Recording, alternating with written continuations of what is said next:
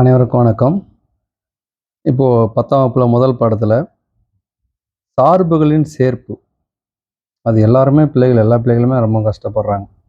அது ஒன்றும் புரிய மாட்டேதே sir, F F dot G, G dot F அதெல்லாம் புரிய மாட்டேதுன்னு சொல்லி ரொம்ப சிரமப்படுறாங்க பசங்க. ஸோ முடிஞ்ச வரலையும் அது சுலபமாக சொல்கிறேன், பாருங்கள், புரியுதா பாருங்கள், புரியும் நம்புகிறேன். ஓகேங்களா? ஓகே, என்ன கொடுத்துருக்காங்க பாருங்கள். எடுத்துக்காட்டு 1.21ல் f of x equal to 3x minus 2, g of x equal to 2x plus k மற்றும் f dot g equal to g dot f எனில் k இன் மதிப்பு காண்க.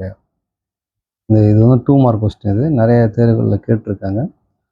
ஸோ 2 மார்க்லாம் போட்டுட்டு வரேன், கொஞ்சம் கவனிங்க, டக்குன்னு முடிச்சிடலாம். ஓகேங்களா? இதில் நம்ம முக்கியமாக பார்க்க வேண்டிய விஷயம் எதுன்னு பார்த்தீங்கன்னா, இந்த F dot G, G dot F, இவங்க என்ன சொல்லிட்டாங்கன்னா எஃப் டாட் ஜியோட மதிப்பும் ஜி டாட் எஃபோட மதிப்பும் சமமாக இருக்கும் அப்படின்னு சொல்லிட்டாங்க.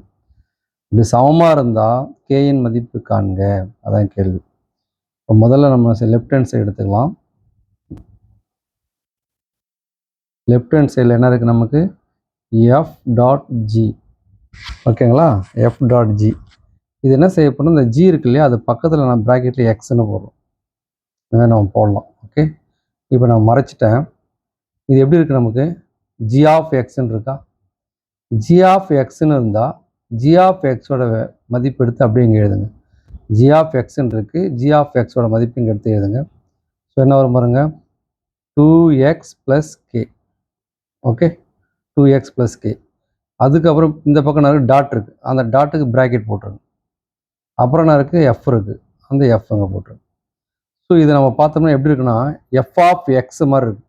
இது உள்ளே இருக்கிறது எல்லாமே எக்ஸோட value.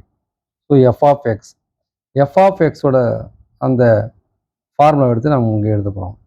F of X equal to 3x - 2. ஓகேங்களா? பாருங்க, எஃப் ப்ராக்கெட்டு உள்ள என்ன இருக்குது நமக்கு? இது எக்ஸு, இது இது எக்ஸோட மதிப்பு. அப்போ எக்ஸ் எங்கே இருக்கோ அங்கே நம்ம என்ன போடணும்? 2x + kன்னு போடலாங்களா? போடுங்க பார்ப்போம். எக்ஸ் எங்கே இருக்கோ அங்கே 2x + kன்னு போடுங்க. 3 × இங்கே எக்ஸ் இருக்குது, 2x + k போட்டோமா, -2, இந்த -2.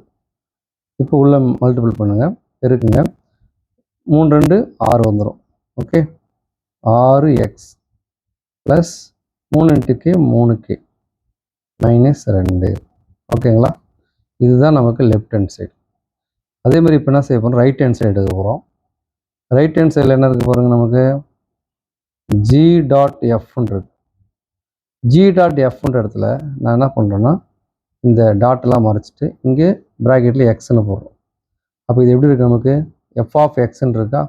இப்போ எஃப் ஆஃப் எக்ஸுக்கு என்ன மதிப்போ அது அந்த ஃபார்முலா எடுத்து இங்கே எழுதுறேன். எஃப் ஆஃப் எக்ஸு என்ன இருக்கோ அதை எடுத்து எழுதலாமா? ஓகேவா? எஃப் ஆஃப் எக்ஸோட மதிப்பு எடுத்து இங்கே நான் எழுதுகிறேன். எஃப் ஆஃப் எக்ஸுக்கு பதிலாக என்ன இருக்குது? 3x - 2. இங்கே எஃப் ஆஃப் எக்ஸ் இருக்குது, எஃப் ஆஃப் எக்ஸோட மதிப்பு இதுக்கு பதிலாக நான் இங்கே எழுதுகிறேன். ஓகேங்களா? 3x - 2, 3x - 2. ஓகேங்களா? எழுதிச்சு. இந்த டாட் இருக்கு இல்லையா, இதை ப்ராக்கெட் போடுறோம். முன்னாடி இருக்குது ஜின்னு இருக்குது. ஓகேங்களா? இப்போ பார்த்தீங்கன்னா இது எப்படி இருக்குது நமக்கு? ஜி ஆஃப் எக்ஸ் இங்கே இருக்கு இல்லையா, ஜி ஆஃப் எக்ஸ், அந்த ஜி ஆஃப் எக்ஸ் இங்கே எழுதுறான் பாருங்க, ஜி ஆஃப் எக்ஸ் எழுதிட்டுனா அப்போ ஜி ஆஃப் எக்ஸுக்கு என்ன நம்ம ஃபார்முலா கொடுத்துருக்காங்க? 2x + k அப்படின்னு இருக்காங்க. இங்கே பாருங்கள், G open bracket close bracket open bracket close bracket உள்ளனா இருக்குது எக்ஸ். அப்போ இது உள்ளே இருக்கிறது எக்ஸோட மதிப்பு. புரியுது உங்களுக்கு? அப்போ எக்ஸ் இருக்கிற இடத்துல நம்ம என்ன போடணும்? 3x - 2 போடணும். போடலாமா? 2 × 3x - 2 + k. நெக்ஸ்ட் என்ன வரும் பாருங்கள், மல்டிபிள் பண்ணுங்கள். 2 3 6x -2 2 4 + k. இது ரைட் ஹேண்ட் சைடோட மதிப்பு, இது லெஃப்ட் ஹேண்ட் சைடோட மதிப்பு. அவங்க கொஸ்டினில் சொல்லியிருக்காங்கன்னா எஃப் டாட் ஜியும் ஜி டாட் எஃபோட மதிப்பும் சமம் அப்படின்னு சொல்லியிருக்காங்க. அப்போ நம்ம சமப்படுத்திடலாமா? அங்கே இருக்கிறது அப்படியே எடுத்து எழுதலாம். எழுதும்போது என்ன வரும் பாருங்க, F dot G equal to G dot F. F dot ஜியோட மதிப்பு அதை எடுத்து எழுதுங்க லெஃப்ட் சைடில்.